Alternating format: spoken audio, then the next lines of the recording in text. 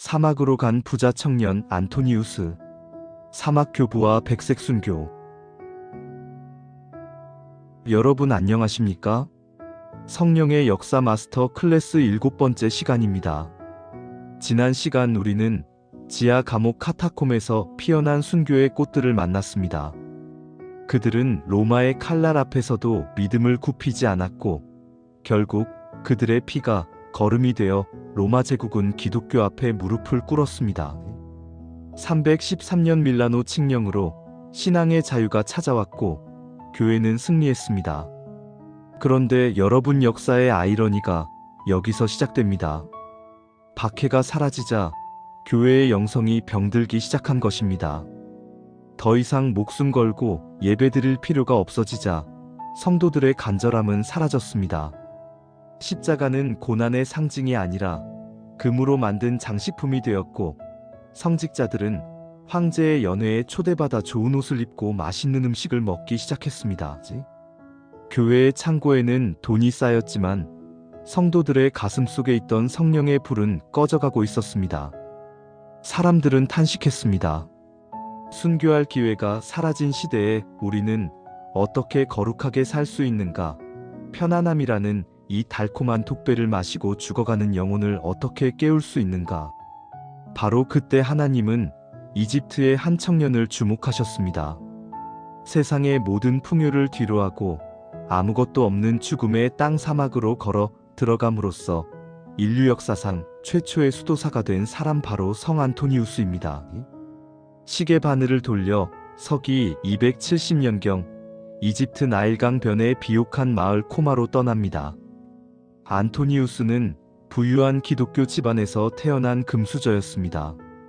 그의 부모님은 그에게 비옥한 땅 300아루라를 물려주었습니다. 이는 평생 놀고 먹어도 남을 막대한 재산이었습니다. 그는 약 20살이 되었을 때 부모님을 여의고 어린 여동생과 단둘이 남았습니다. 젊고 잘생겼고 돈도 많은 이 청년 앞에는 탄탄대로가 열려 있었습니다. 그러던 어느 날이었습니다. 여느 때처럼 그가 주일 예배를 드리러 교회에 갔습니다. 그날따라 낭독된 성경 말씀은 마태복음 19장이었습니다. 예수님께서 부자 청년에게 하신 말씀이 낭독되기 시작했습니다. 네가 온전하고자 할진대 가서 내 소유를 팔아 가난한 자들에게 주라. 그리하면 하늘에서 보화가 내게 있으리라. 그리고 와서 나를 따르라. 수많은 사람이 그 자리에 앉아 이 말씀을 들었습니다. 하지만 대부분은 그저 좋은 말씀이라 생각하고 흘려들었습니다. 그런데 안토니우스에게는 달랐습니다. 그 말씀이 마치 하늘에서 떨어진 번개처럼 그의 심장을 관통했습니다. 그는 이 말씀이 200년 전에 부자 청년에게 하신 말씀이 아니라 바로 지금 이 순간 하나님께서 나 안토니우스에게 직접 명령하시는 하나님의 음성으로 들렸습니다. 그는 전율했습니다. 성경 속의 부자 청년은 재물이 많음으로 근심하며 돌아갔다고 기록되어 있습니다. 하지만 안토니우스는 달랐습니다. 그는 예배당을 나서자마자 곧바로 행동에 옮겼습니다. 그는 그 넓은 땅을 전부 마을 사람들에게 나누어 주었습니다. 그리고 집에 있던 금과 은 가구를 다 팔아 가난한 사람들에게 나누어 주었습니다. 여동생의 양육을 위해 아주 적은 금액만 남겨두었습니다. 그런데 며칠 뒤 그가 다시 교회에 갔을 때 이번에는 마태복음 6장 말씀이 들려왔습니다. 내일 일을 위하여 염려하지 말라. 이 말씀이 또다시 그의 가슴을 때렸습니다. 그는 집에 돌아와서 여동생을 위해 남겨두었던 그 작은 돈마저 전부 가난한 사람들에게 줘버렸습니다. 그리고 여동생을 믿을 만한 수녀원에 맡겼습니다. 이제 그에게 남은 것은 입고 있는 옷 한 벌과 지팡이 하나뿐이었습니다. 그는 뒤도 돌아보지 않고 마을을 떠났습니다. 그가 향한 곳은 편안한 도시가 아니었습니다. 뜨거운 태양이 자결하고 밤이면 살을 애는 추위가 몰아치는 곳, 독사와 전갈이 우글거리는 죽음의 땅 사막이었습니다. 사람들은 수군거렸습니다. 저 사람 미쳤나봐. 그 많은 돈을 다 버리고 왜 저런 고생을 사서 하지? 하지만 안토니우스는 알았습니다. 도시의 소음과 쾌락 속에서는 하나님의 세미한 음성을 들을 수 없다는 것을 알았습니다. 그는 하나님과 단둘이 있기 위해 세상의 모든 줄을 끊어버린 것입니다. 이것이 바로 기독교 역사상 가장 위대한 영적 운동인 수도원 운동의 시작이었습니다. 초기에 그는 마을 외곽의 빈집이나 무덤가에 머물며 은수자 생활을 시작했습니다. 하지만 사막은 평화로운 휴양지가 아니었습니다. 그곳은 치열한 영적 전쟁터였습니다. 그가 세상의 쾌락을 끊고 거룩하게 살려고 몸부림치자마자 사탄의 무시무시한 공격이 시작되었습니다. 사탄은 처음에는 정신적인 공격을 퍼부었습니다. 안토니우스가 기도하려고 무릎을 꿇으면 옛날에 화려했던 생활이 영화처럼 눈앞에 스쳐 지나갔습니다. 맛있는 음식, 부드러운 침대, 아름다운 여인들의 모습이 그를 괴롭혔습니다. 마귀는 그의 귀에 속삭였습니다. 안토니우스야, 너는 아직 젊다. 왜 사서 고생이냐? 내가 가진 그 많은 재산으로 가난한 사람을 돕는 게 더 훌륭한 일 아니냐? 내 몸이 이렇게 망가지는데 하나님이 기뻐하시겠느냐? 지금이라도 늦지 않았다. 돌아가라, 도시로 돌아가라. 특히 정욕의 영이 그를 심하게 공격했습니다. 밤마다 음란한 생각이 그를 덮쳐왔습니다. 안토니우스는 소리쳤습니다. 사탄아, 물러가라! 그는 정욕을 이기기 위해 며칠씩 굶고 밤을 새워 기도했습니다. 거친 모래바닥에 몸을 비비며 육체의 욕망을 죽였습니다. 그는 자신의 몸을 학대한 것이 아니라 자신의 영혼을 살리기 위해 육체를 쳐서 복종시킨 것입니다. 어느 날 그는 마을에서 더 멀리 떨어진 텅 빈 무덤 동굴로 거처를 옮겼습니다. 더 깊은 고독 속으로 들어간 것입니다. 그러자 사탄은 전략을 바꾸었습니다. 정신적인 유혹이 통하지 않자 이제는 끔찍한 공포로 그를 몰아넣기 시작했습니다. 밤이 되면 무덤 주변에서 짐승들의 울음소리가 들리고 동굴 안으로 알 수 없는 검은 그림자들이 몰려들었습니다. 그것은 단순한 환청이 아니었습니다. 악한 영들이 실제로 그를 위협하기 시작한 것입니다. 내가 감히 우리 구역인 사막을 침범해 살아서는 나가지 못할 것이다. 어느 날 밤이었습니다. 안토니우스가 좁고 어두운 무덤 안에서 기도를 하고 있는데 갑자기 동굴 안의 공기가 차갑게 변했습니다. 그리고 눈에 보이지 않는 악한 영들이 떼거지로 몰려왔습니다. 이번에는 정신적인 유혹이 아니었습니다. 사탄은 물리적인 힘을 행사했습니다. 훗날 이 이야기를 기록한 아타나시우스에 따르면 그날 밤 마귀들은 안토니우스에게 린치를 가했습니다. 그들은 안토니우스의 온몸을 때리고 찢고 던졌습니다. 얼마나 심하게 맞았는지 안토니우스는 비명조차 지르지 못하고 바닥에 쓰러졌습니다. 뼈가 으스러지는 고통 속에 그는 기절했고 숨만 간신히 붙어있는 상태가 되었습니다. 다음 날 아침 그에게 음식을 전해주러 왔던 친구가 그를 발견했습니다. 친구가 보기에 그는 완전히 죽은 사람이었습니다. 친구는 울면서 그의 시신을 메고 마을 교회로 데려가 장례를 치를 준비를 했습니다. 마을 사람들이 모여 슬퍼하며 그의 주위에서 밤을 지새웠습니다. 그런데 한밤중에 기적이 일어났습니다. 죽은 줄 알았던 안토니우스가 눈을 뜬 것입니다. 그는 온몸이 부서질 듯 아팠지만 정신만은 또렷했습니다. 그는 옆에서 졸고 있던 친구를 깨워 쉰 목소리로 부탁했습니다. 친구여, 나를 다시 저 무덤으로 데려다 주게. 친구는 기겁했습니다. 거기가 어디라고 또 가느냐고 말렸지만 안토니우스의 고집을 꺾을 수 없었습니다. 결국 친구는 그를 업고 다시 그 끔찍한 무덤 동굴로 데려다주고 문을 닫았습니다. 홀로 남겨진 안토니우스는 일어설 힘조차 없어 바닥에 누운 채로 소리쳤습니다. 마귀들아 보아라. 나 안토니우스가 여기 돌아왔다. 너희가 나를 죽일 수는 있어도 내 믿음을 뺏을 수는 없다. 자, 덤벼라. 더 때려봐라. 그리스도의 사랑이 나를 지키신다. 그러자 동굴 안에서 지진 같은 진동이 일어났습니다. 사탄은 독이 올랐습니다. 마귀들은 형체를 바꾸어 나타났습니다. 사자, 곰, 표범뱀, 전갈, 황소 같은 맹수의 모습으로 변해 동굴 벽을 뚫고 들어왔습니다. 사자는 포효하며 달려들었고 뱀은 스르륵거리며 그의 몸을 감았습니다. 동굴 안은 짐승들의 괴성과 공포로 가득 찼습니다. 보통 사람이라면 심장마비로 죽었을 그 상황에서 안토니우스는 오히려 그들을 비웃었습니다. 야, 이 비겁한 놈들아. 너희가 진짜 힘이 있다면 한 놈만 와도 나를 죽일 수 있을 텐데 너희가 약해 빠졌으니까 이렇게 떼거지로 몰려온 것 아니냐? 너희가 짐승의 탈을 쓴 것은 너희가 이성을 잃고 타락했다는 증거다.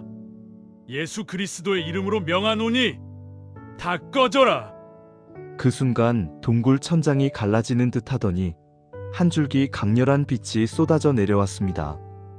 그 빛이 닿자마자 으르렁거리던 짐승들은 연기처럼 사라졌고 안토니우스의 찢어진 상처와 고통이 씻은 듯이 사라졌습니다. 그는 벌떡 일어났습니다. 그리고 그 빛을 향해 무릎을 꿇고 물었습니다. 주님 어디 계셨습니까? 제가 그토록 맞고 고통당할 때 왜 저를 돕지 않으셨습니까? 그러자 하늘에서 부드럽고 위험 있는 음성이 들려왔습니다. 안토니우스야, 나는 줄곧 여기 있었다. 나는 내가 물러서지 않고 싸우는 모습을 지켜보고 있었다.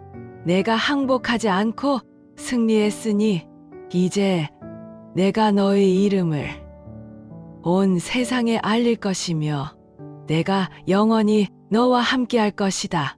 이 체험 이후 안토니우스는 완전히 다른 사람이 되었습니다. 그는 더 이상 마귀를 두려워하지 않게 되었습니다. 안토니우스는 35세가 되었을 때 더 깊은 사막으로 들어갔습니다. 나일강 건너편에 있는 피스피르라는 산으로 갔는데 그곳에는 버려진 로마 군대의 요새가 있었습니다. 그는 그 요새 안에 들어가 문을 걸어 잠갔습니다. 그리고 무려 20년 동안 그곳에서 나오지 않았습니다. 사람을 만나지 않았고 말도 하지 않았습니다. 오직 1년에 2번 친구들이 담장 너머로 던져주는 빵만 받아먹으며 살았습니다. 사람들은 궁금해했습니다. 저 요새 안에서 무슨 일이 벌어지고 있을까? 드디어 20년이 지났습니다. 안토니우스의 나이 55세가 되던 해였습니다. 그의 생사를 궁금해하던 사람들이 요새의 문을 부수고 들어갔습니다. 사람들은 비쩍 마른 노인이 나오거나 정신이 나간 광인이 나올 것이라고 생각했습니다. 그런데 문이 열리고 걸어나온 안토니우스의 모습에 모든 사람이 경악했습니다. 그는 20년 전 들어갈 때와 똑같았습니다. 살이 찌지도 않았고 마르지도 않았습니다. 피부는 건강했고 눈빛은 어린아이처럼 맑았습니다. 무엇보다 그의 얼굴에서는 세상 사람에게서 볼 수 없는 신비한 평화의 빛이 뿜어져 나오고 있었습니다. 아타나시우스는 당시의 모습을 이렇게 기록했습니다. 그의 영혼은 완벽한 균형을 이루고 있었다. 그는 사람들을 보고 너무 기뻐하지도 않았고 갑자기 들이닥친 인파에 당황하지도 않았다. 그는 슬픔과 기쁨을 초월한 상태, 즉 하나님의 성품에 참여한 자가 되어 있었다. 그는 사막에서 혼자 있었지만 혼자가 아니었습니다. 하나님으로 꽉 차 있었기에 세상이 줄 수 없는 생명력이 그를 감싸고 있었던 것입니다. 요새 밖으로 나온 안토니우스에게 놀라운 능력이 나타나기 시작했습니다. 그가 손을 얹자 불치병 환자들이 나았습니다. 귀신 들린 자가 그 앞에서 발작하더니 온전해졌습니다. 이집트 전역에서 소문을 듣고 사람들이 구름대처럼 몰려왔습니다. 병을 고치러 온 사람, 지혜를 구하러 온 사람, 그리고 무엇보다 그처럼 거룩한 삶을 살고 싶어 하는 청년들이 몰려왔습니다. 사막 곳곳에 수도사들의 굴이 생겨났습니다. 이전에는 뱀과 전갈의 땅이었던 사막이 밤낮으로 찬송소리가 울려 퍼지는 거룩한 도시로 변한 것입니다. 안토니우스가 우리에게 남긴 가장 큰 선물은 기적이 아닙니다. 그는 기독교 역사에 아주 중요한 개념 하나를 정립했습니다. 바로 백색 순교입니다. 로마 시대에 목숨을 걸고 피를 흘리는 것을 적색 순교라고 불렀습니다. 하지만 박해가 사라진 시대에 안토니우스는 외쳤습니다. 사자가 없어도 십자가가 없어도 우리는 날마다 순교해야 한다. 내 안에 교만을 죽이고 내 안에 탐욕을 죽이고 내 안에 음란을 죽이는 것. 피 한 방울 흘리지 않지만 날마다 자기를 부인하며 하얗게 산화하는 삶. 그것이 바로 백색 순교다. 안토니우스의 영성은 단순히 산속에만 머물지 않았습니다. 당시 교회는 아리우스라는 이단 때문에 골머리를 앓고 있었습니다. 그때 정통 신앙을 수호하던 젊은 신학자 아타나시우스가 도움을 청했을 때 안토니우스는 100세가 다 된 노구를 이끌고 알렉산드리아 도시로 내려갔습니다. 평생 사막에만 있던 전설적인 성자가 도시에 나타나자 난리가 났습니다. 안토니우스는 군중들 앞에서 사자후를 토했습니다. 예수 그리스도는 피조물이 아니다. 그분은 영원하신 하나님이다. 나는 사막에서 그분을 만났다. 사막의 성자가 증언하는 살아있는 진리 앞에 이단들의 헛된 논리는 무너져 내렸습니다. 이제 안토니우스의 생애도 마지막을 향해 가고 있었습니다. 서기 356년 그의 나이 105세가 되었습니다. 그는 자신의 죽음이 임박했음을 알았습니다. 그는 평생 자신의 곁을 지켰던 두 제자 마카리우스와 아마타스를 불렀습니다. 그리고 아주 엄중하고도 놀라운 유언을 남깁니다. 그는 이렇게 말했습니다. 내 아들들아, 내 몸을 이집트 사람들처럼 미라로 만들지 말라. 나는 흙에서 왔으니 흙으로 돌아갈 뿐이다.